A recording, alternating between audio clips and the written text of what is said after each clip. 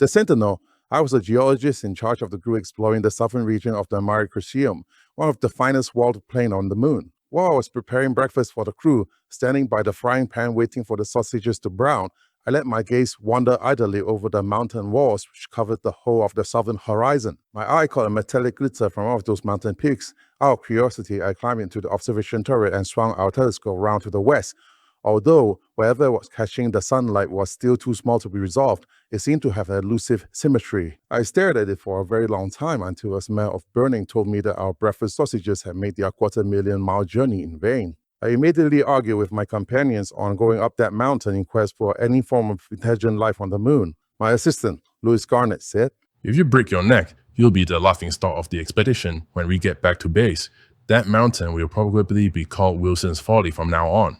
Garner was coming with me the next morning. He was a good climber. At first sight, those cliffs seemed completely unscalable, but climbing is easy on the moon where the gravity is only a sixth of that on Earth. We had finally reached our destination. It was the wall of rock that would level off about 50 feet above our heads, and there on the plateau would be the thing that had lured me here.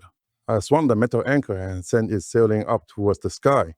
When the grip was firm, we began our final ascent. We're standing on a plateau perhaps 100 feet across. It had once been smooth. Too smooth to be natural, but falling meteors had pitted and scored its surface. There, at the center, sat a pyramidal structure like a gigantic, multifaceted jewel, twice as high as a man. Was this a building, a shrine, or something for which my language had no name? If a building, then why was it erected in so uniquely inaccessible spot?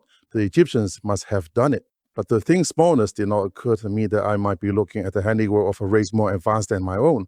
That idea was too tremendous to grasp, and my pride would not let me take that final humiliating plunge. I noticed a circle of dust surrounding the pyramid. I tossed a rock at it and seemed to hit a smooth, invisible barrier. It had taken us 20 years to crack that invisible shield and reach the machine inside those crystal walls. Yet we could not understand its mechanism. My guess is that long ago, other races on the worlds of other suns must have scaled and passed the heights we have reached, and they were lonely. They left the Sentinel, one of millions they have scattered throughout the universe, watching all worlds with the promise of life. They set a beacon on the moon instead of on Earth. Its builders were not concerned with races still struggling out from savagery. They would be interested in our civilization only if we prove our fitness to survive by crossing space and escaping from Earth, our cradle. Our act of breaking the barrier will definitely catch their attention and possibly send their emissaries. I do not think we have to wait for long. Hey, remember to sign up for my website and get some free reviews.